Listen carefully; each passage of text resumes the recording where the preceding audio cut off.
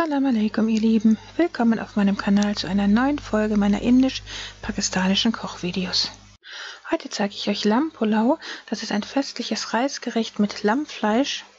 Ein herrliches, exotisches Lammfleischgericht mit vielen verschiedenen Gewürzen, Joghurt und Knoblauch und Ingwer und passierte Tomaten dabei, welches am Ende zusammen mit Tzatziki gereicht wird. Ich persönlich liebe Lammfleisch und deshalb mag ich diesen Lamb Pulao ganz besonders gerne. Und deshalb möchte ich euch dieses leckere Rezept nicht vorenthalten. Zuerst werden wir anstelle des ungesunden raffinierten Speiseöls mild gedämpftes Kokosöl erhitzen in einem Schnellkochtopf, und dieses Kokosöl ist geschmacksneutral und dazu geben wir eine gehackte Zwiebel. Und zu der gehackten Zwiebel geben wir dann auch gleich schon die groben Gewürze. Und zwar werden wir hier folgende Gewürze benutzen: 2 Teelöffel Kreuzkümmel, das ist der grüne Kardamom, dann haben wir ein paar Nelken, dann haben wir den schwarzen Kardamom hier, dann eine ganz große Zimtstange und etwa 3 Lorbeerblätter. Das ist, was wir an groben Gewürzen benutzen. Die braten wir zusammen mit der Zwiebel an. Und zwar so lange, bis die Zwiebel anfängt etwas braun zu werden. Dann werden wir frischen Knoblauch und frischen Ingwer hinzugeben, also etwa 5 bis 6 Knoblauchzehen und etwa ein 4 cm großes Ingwerstück, das wir gerieben haben. Die 2 Zutaten braten wir jetzt zusammen mit den Gewürzen und der Zwiebel an, und zwar so lange, bis alles zusammen braun sein wird. Und sobald das der Fall ist, geben wir schnell etwas Wasser hinzu, und zwar nur ganz wenig, damit nichts anbrennt, und dann werden wir die gemahlenen Gewürze hinzugeben. Wir nehmen frisch gemahlenen Pfeffer, Kurkuma, Chili nach Geschmack, 2 große Teelöffel Koriander, Garam Masala und gemahlenen Kreuzkümmel. Möglichst sollte man alle Gewürze selbst mahlen, die geben ein viel besseres Aroma ab und dann weiß man auch, was man hat. Sie schmecken auch sehr viel besser und sind auch sehr viel gesünder auf diese Weise. Wir braten die Gewürze kurz mit an, damit sie ihr Aroma entfalten können, und dann geben wir auch schon eine Packung Bio-Natur-Joghurt hinzu. Möglichst sollte man immer die Bioprodukte verwenden, wo immer man kann. Mit dem Joghurt löschen wir die Gewürze ab, braten die kurz jetzt mit dem Joghurt zusammen an, und dann geben wir noch ein Päckchen passierte Tomaten hinzu. Hier in diesem Fall waren die gefroren. Das sind etwa 125 Gramm passierte Tomaten. Wir tauen die kurz auf, und sobald die aufgetaut sind, werden wir dann auch schon das Fleisch hinzugeben. Und zwar gebe ich hier etwa 300 bis 400 Gramm Lammfleisch hinzu, mit Knochen in diesem Fall, aber das kann man machen, wie man möchte. Man könnte auch nur klein geschnittene Lammfleischstücke nehmen und dazugeben.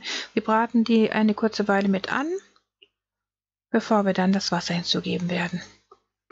Und zwar geben wir dann die 1,5-fache Menge Wasser vom Reis hinzu, denn zu diesem Reisgericht werden wir 2 Tassen Basmati-Reis hinzugeben später, und davon die 1,5-fache Menge sind genau 3 Tassen Wasser, die ich hier hinzugegeben habe. Ich benutze jetzt zum Kochen auch immer mein destilliertes Wasser, mit einigen wenigen Ausnahmen, damit ich dann diese Schadstoffe vom Leitungswasser nicht mit in die Nahrung aufnehmen muss.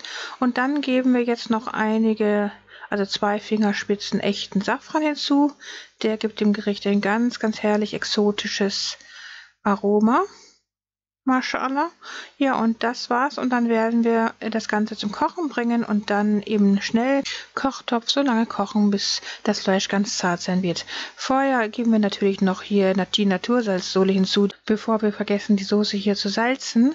Ganz wichtig ist, dass man diese Pulao-Soßen immer mit viel mehr Salz würzt als üblicherweise jetzt ein normales Gulaschgericht zum Beispiel, weil Reis es so an sich hat, das Salz immer stark zu verschlucken. Man schmeckt das Salz wenig heraus mit Reisgerichten, deshalb sollte man immer mehr salzen als üblicherweise. Ja, und jetzt hatte das Ganze lang genug im Drucktopf gekocht und das Fleisch ist jetzt schön zart, und jetzt könnten wir auch schon den Reis hinzugeben. Allerdings werden wir jetzt diese ganze Soße in einen anderen, breiteren, großen Topf umfüllen. Für Reisgerichte ist es immer zu empfehlen, dass man große, breite Töpfe dafür nimmt, damit der Reis gleichmäßig garen kann. Wir nehmen für diese Menge jetzt 2 Tassen Basmati-Reis, weichen diesen Reis ein für mindestens 2 Stunden lang. Also das könnte man natürlich auch schon vorher machen, damit, sobald die Soße fertig ist, man den Reis auch gleich hinzugeben kann. Nachdem der Reis lange genug eingeweicht wurde und ich ihn dann noch mal gründlich gewaschen hatte, habe ich dann die Soße jetzt in diesem breiten Topf erhitzt und also zum Kochen gebracht, und jetzt kommt der gewaschene Reis hinzu. Wir lassen das Ganze noch mal kurz aufkochen. bei geschlossenem Deckel. Sobald dann der Reis kocht, lassen wir ihn etwa 5 Minuten bei großer Flamme kochen, bevor wir ihn dann runterdrehen auf kleinste Flamme und zugedeckt zu Ende, also gar köcheln lassen. In dieser Zeit stellen wir den Tzatziki her. Dazu gebe ich ein Päckchen Bio-Naturjoghurt in ein Schälchen. Man könnte aber auch die doppelte Menge von dem Tzatziki herstellen für diese Menge. Dazu geben wir ein paar gefriergetrocknete Kräuter hinzu oder auch frische Kräuter, etwas Himalaya-Salz nach Geschmack und auch frisch gemahlenen Pfeffer. Das war's und dann verrühren wir einfach alles gründlich. Man könnte natürlich auch noch frischen Knoblauch hinzugeben, wenn man jetzt den echten klassischen Tzatziki herstellen möchte. Aber dann würde man natürlich stark nach Knoblauch riechen. Um das zu vermeiden, lasse ich den Knoblauch meistens weg. Ja, und jetzt ist der Reis auch schon fertig und wir haben die ganzen groben Gewürze schon rausgeholt. Das sollte man natürlich tun, denn die wollen wir nicht mitessen. Die sind ja nur fürs Aroma da. Sobald der Reis sämtliche Flüssigkeit aufgesogen hat, sollte man ihn noch etwa 10 Minuten stehen lassen, bevor man ihn dann serviert. Damit die Reiskörner dann nicht so zerbrechen und auch nicht so matschig werden beim Servieren.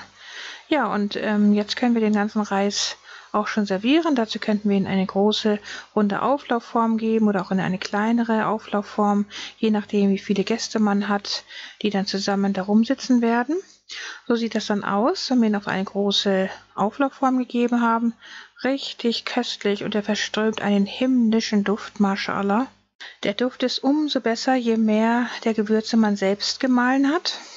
Denn die fertig gemahlenen, gekauften Gewürze haben meistens kaum mehr etwas von ihrem Aroma übrig, da sie ja oft monatelang in den Regalen stehen und unter anderem auch mit anderen Zutaten noch gestreckt werden. Deshalb möchte ich euch empfehlen, die Gewürze immer selbst zu mahlen, ganz besonders die Gewürze hier für diesen Lampulau oder für jede andere Art von Festtagsreisgericht.